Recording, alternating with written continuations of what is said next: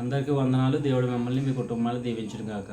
ఈనాటి దేవుని వాగ్దానము తిమోతికి రాసిన 2వ పత్రిక 4వ అధ్యాయము 17వ వచనము. ప్రభువు నా పక్షమున నిలిచి నన్ను బలపరిచెను.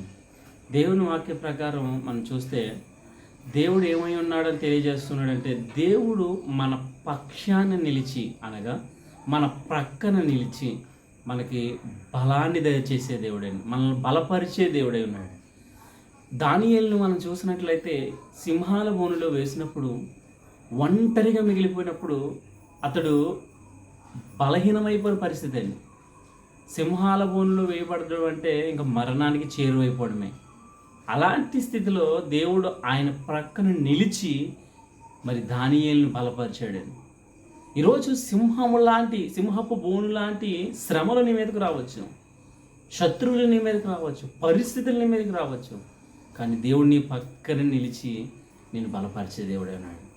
దేవుడు నీ పక్షాన నిలిచి నేను బలపరిచే దేవుడే ఉన్నాడు. ఈరోజు నువ్వు భయపడుతున్నావేమో ప్రియమైన సహోదరుడా, నువ్వు భయపడవలసిన అవసరం లేదు. దేవుడు నీకు వాగ్దానం ఇస్తున్నాడు. నీ పక్షాన నిలిచి దేవుడు బలపరచబోతూ ఉన్నాడు. నీ పక్కన నిలిచి నేను బలపరచనై ఉన్నాడు.